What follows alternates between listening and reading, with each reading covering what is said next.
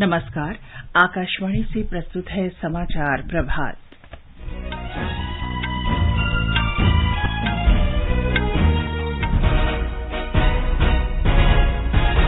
वस्तु और सेवा कर परिषद ने विवाद निपटारे के लिए अपीलीय ट्राइब्यूनल गठित करने के मंत्री समूह के सुझावों को मंजूरी दी।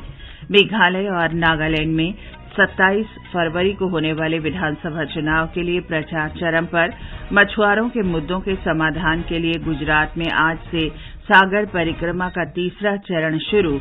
दुबई में भारतीय टीम ने Asia mixed team badminton championship में कांस्य पदक जीता और भारत के साथ क्रिकेट टेस्ट मैच में आज तीसरे दिन ऑस्ट्रेलिया दूसरी पारी में 1 विकेट पर 61 रन से आगे खेलेगा।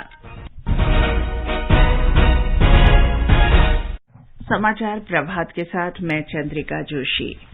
वित्त मंत्री निर्मला सीतारमण ने कहा है कि वस्तु और सेवा कर जीएसटी परिषद ने जीएसटी अपीलीय ट्राइब्यूनल संबंधी मंत्री समूह की रिपोर्ट को कुछ सुधारों के साथ स्वीकार कर लिया है।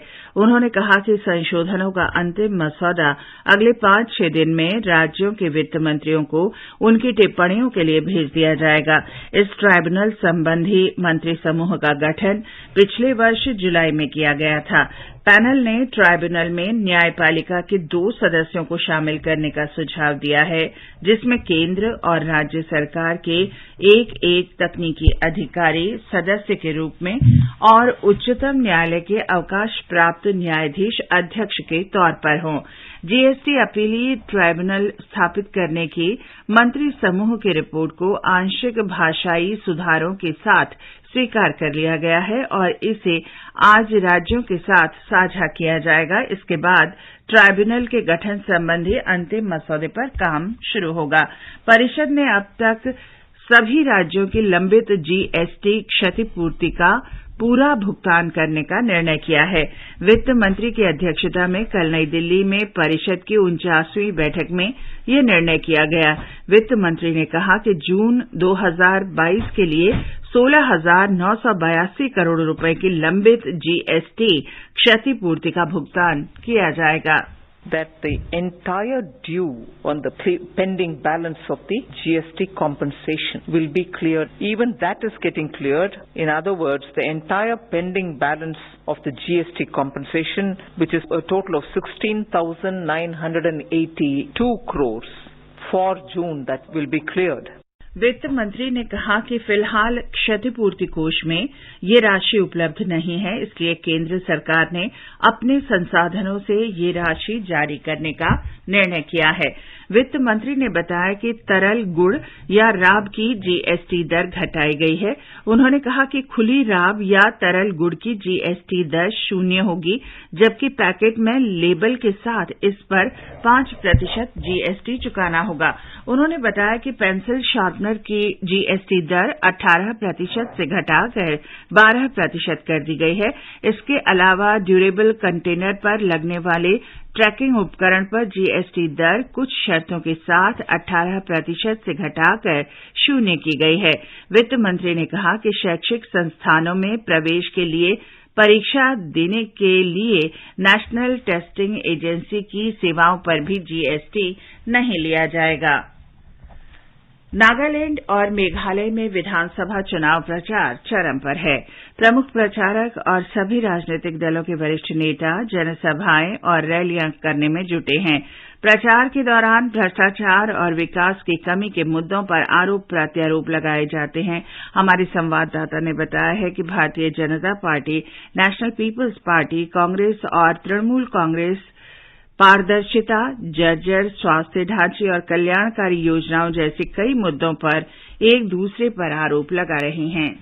चुनाव प्रचार के दौरान भाजपा मुख्य रूप से मेघालय के सर्वांगीण विकास के मुद्दों को उठा रही है। भाजपा के वरिष्ठ नेता और केंद्रीय मंत्री नितिन गडकरी ने बाघमरा विधानसभा क्षेत्र में एक जनसभा को संबोधित करते हुए कहा कि राज्य में 25,000 करोड़ रुपए से भी अधिक लागत की विभिन्न सड़क परियोजनाओं पर काम चल रहा है। असम के मुख्यमंत्री हेमंत बिस्व शर्मा और केंद्रीय मंत्री जॉन बारला आज पूर्वी शिलांग विधानसभा क्षेत्र में चुनावी सभाओं को संबोधित संबोधित करेंगे। एनपीपी के वरिष्ठ नेता और मुख्यमंत्री कॉनरेड के संगमा गारो पर्वतीय क्षेत्र में कई जनसभाओं को संबोधित करेंगे। वहीं तृणमूल कांग्रेस के वरिष्ठ नेता और पूर्व मुख्यमंत्री मुकुल संगमा भी अपने दल के प्रत्याशियों के समर्थन में सभाएं करेंगे। धर्मेंद्र कुमार राय, आकाशवाणी समाचार, शिलांग।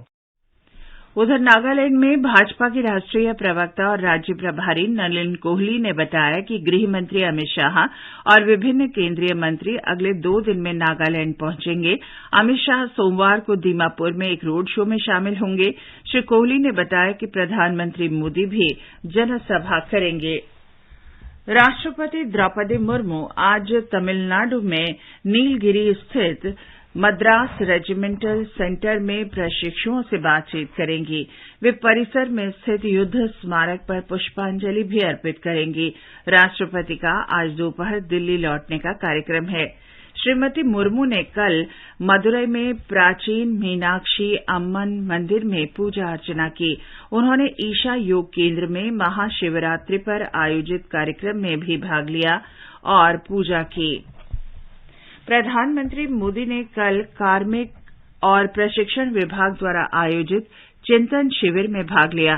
श्री मोदी ने शिविर में शामिल अधिकारियों के साथ चर्चा की और विभाग में बेहतर समन्वय और दक्षता संवर्धन के उपायों पर विचार किया। ये समाचार आकाशवाणी से प्रसारित किए जा रहे हैं। जल्दी टिफिन पैक करो। राजू, मोबाइल छोड़ो। अरे दीदी, वो बैंक का नंबर चाहिए, रिफंड ही नहीं आया है। मिल गया। अब भी कॉल करता हूँ दीदी। बिना नंबर जांचे? हाँ? अक्सर जालसाज बैंक की नकली वेबसाइट और फर्जी नंबर से पैसों की धोखाधड़ी करते हैं। तो फिर सही नंबर? बैंक की ऑफिशियल वेबसाइट या तो कार्ड पर। आपने तो बचा लिया दीदी। काम से नहीं। आरबीआई कहता है, सही वित्तीय बर्ताव करे आपका बचाव। खुजली झटपट दूर करे। जालिम लोशन, वही नाम वही काम, कुछ भी नहीं बदला। चर्म रोगों का दुश्मन जालिम लोशन। समाचार प्रभात में आपका फिर स्वागत है। गुजरात में आज से सागर परिक्रमा का तीसरा चरण आरंभ हो रहा है। हमारी संवाददाता ने बताया है कि मत्स्य पालन विभाग के मंत्री पुरुषोत्तम रूपाला सूरत के हजीरा बंदरगाह पर परिक्रमा का उद्घाटन करेंगे। मत्स्य पालन विभाग द्वारा आजादी का अमृत महोत्सव के तहत सागर परिक्रमा का आयोजन किया जा रहा है। इस पहल का उद्देश्य मछुआरों और अन्य हितधारकों की समस्याओं को हल करना और मछुआरों के बीच मत्स्य पालन क्षेत्र के संबंधित केंद्र सरकार की विभिन्न योजनाओं के बारे में जागरूकता फैलाना है। परिक्रमा के तीसरे चरण में सतपति, वसोई, वर्सोवा और मुंबई जैसे महाराष्ट्र के उत्तर तटीय क्षेत्र शामिल है। अपर्णा खुन, आकाशवाणी समाचार, अहमदाबाद। गृह मंत्री अमित शाह ने कहा है कि प्रधानमंत्री नरेंद्र मोदी एक निर्भीक नेता और संवेदनशील हृदय वाले प्रखर देशभक्त हैं। कल पुणे में माधव भंडारी द्वारा मराठी में अनुदित पुस्तक मोदी एट 20 के विमोचन अवसर पर उन्होंने कहा कि ये पुस्तक न तो भारतीय जनता पार्टी के बढ़ते कद का विश्लेषण करती है और न ही ये पुस्तक मोदी के जीवन पर आधारित पुस्तक है। उन्होंने कहा कि इस पुस्तक में श्री नरेंद्र मोदी के सफल करियर को अवश्य दर्शाया गया है, लेकिन उसके पीछे श्री मोदी के 30 वर्षों की तपस्या है। श्री अमित शाह ने कहा कि श्री मोदी ने राष्ट्रीय स्वयंसेवक संघ की विचारधारा से जुड़कर अपने संगठनात्मक कौशल के बल पर कार्यकर्ता से प्रधानमंत्री तक के सफर तय किया है।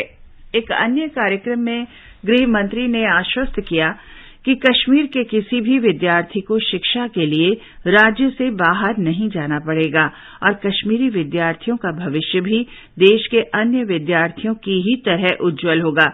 श्री अमित शाह ने कल पुणे में कहा कि कश्मीर में जल्द ही मेडिकल, आईटीआई, नर्सिंग और एमबीए सहित अन्य विषयों की उन्नत शिक्षा दी जाएगी और इसकी प्रक्रिया शुरू हो चुकी है। इलेक्ट्रॉनिकी और सूचना प्रौद्योगिकी मंत्री अश्विनी वैष्णव ने कहा है कि सरकार जो कहती है उसे पूरा करती है और सरकार ने अपने अधिकतर वायदे पूरे किए हैं। उन्होंने कहा कि सरकार लोगों की प्रतिक्रिया जानने और उद्योग के विकास प्रयासों में लंबे समय तक समर्थन के लिए तैयार है। भारतीय दूरसंचार नियामक प्राधिकरण ट्राई ने दूरसंचार सेवा प्रदाताओं को उपभोक्ता सेवा में सुधार के लिए तत्काल कदम उठाने के निर्देश दिए हैं। संचार मंत्रालय के अनुसार प्राधिकरण ने कल नई दिल्ली में प्रमुख सेवा प्रदाताओं के साथ एक बैठक की थी। बैठक में दूरसंचार सेवा प्रदाताओं की उपभोक्ताओं को दी जाने वाली सेवा की गुणवत्ता और अवांछित वाणिज्यिक फोन कॉल की समीक्षा की गई।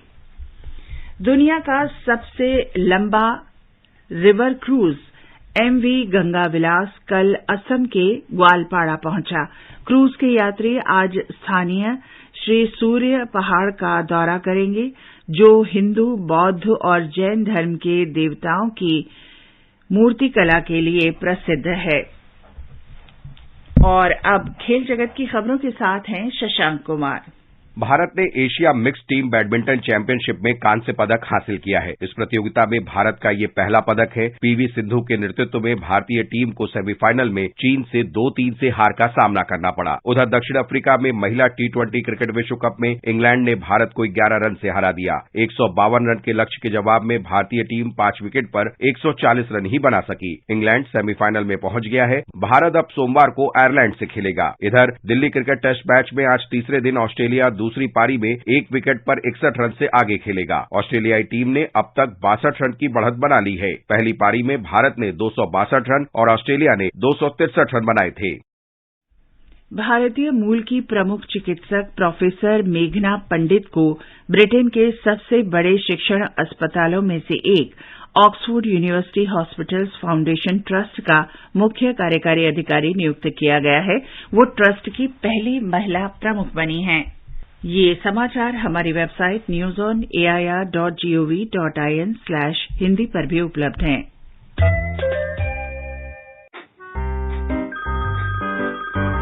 सर, आपका KYC अपडेट करना है, नहीं तो अकाउंट और ATM कार्ड ब्लॉक हो जाएगा। सावधान सावधान, 2.5 करोड़ का इनाम मुझे।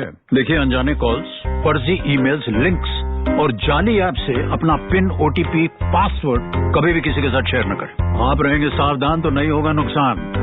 RBI कहता है, जानकार बनिए, सतर्क रहिए।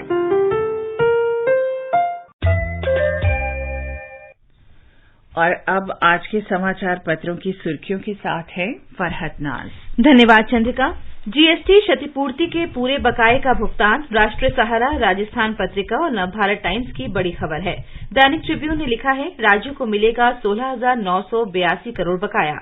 हरिभूमि लिखता है, तरल गुड़ की खुदरा बिक्री पर GST खत्म किया, राज्यों को 5 साल का पूरा मुआवजा मिलेगा। अमर उजाला ने लिखा है, GST मामलों की सुनवाई के लिए बनेगा अपीलीय प्राधिकरण। महाराष्ट्र की राजनीति में चुनाव चिन्ह मामले पर उठी गहमागहमी आज के कई अखबारों के पहले पन्ने पर है। साथ ही आरोपों के वार पलटवार भी दिए गए हैं। जनसत्ता की पहली खबर है, विदेश मंत्री ने सोरोस को पूर्वाग्रही बताया, कहा दुनिया अपने विचारों से चलाना चाहते हैं। दैनिक भास्कर ने पाकिस्तान के अंदरूनी हालात पर विस्तार से चर्चा की है। लिखा है, पड़ोसी बेहाल, नेतृत्व गायब, अराजकता की ओर बढ़ा। भारत पाकिस्तान सीमा पर पंजाब में 20 पैकेट हेरोइन बरामद, लिखता है दैनिक ट्रिब्यून।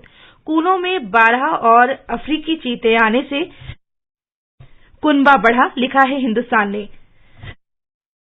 लगभग सभी अखबारों ने यह खबर चित्र के साथ दी है। केदारनाथ धाम के कपाट आगामी 25 अप्रैल को सुबह 6:20 पर खोले जाएंगे। ये खबर लगभग सभी अखबारों ने मुख्य पृष्ठ पर दी है। कल महाशिवरात्रि के अवसर पर उज्जैन के शिप्रा तट पर 18,82,000 से अधिक दिए प्रज्वलित करने को दैनिक भास्कर ने मनोहारी चित्र के साथ पहले पन्ने पर सबसे ऊपर दिया है। लिखा है, शिव ज्योति अपरपम। और अंत में मुख्य समाचार एक बार फिर। वस्तु और सेवा कर परिषद ने विवाद निपटारे के लिए अपीलीय ट्राइब्यूनल गठित करने के मंत्री समूह के सुझावों को मंजूरी दी। मेघालय और नागालैंड में 27 फरवरी को होने वाले विधानसभा चुनाव के लिए प्रचार चरम पर। मछुआरों के मुद्दों के समाधान के लिए गुजरात में आज से सागर परिक्रमा का तीसरा चरण शुरू। दुबई में भारतीय टीम ने Asia mixed team badminton championship में कांस्य पदक जीता। और भारत के साथ दिल्ली क्रिकेट टेस्ट मैच में आज तीसरे दिन ऑस्ट्रेलिया दूसरी पारी में 1 विकेट पर 61 रन से आगे खेलेगा। इसके साथ ही समाचार प्रभात का ये अंक समाप्त हुआ। नमस्कार।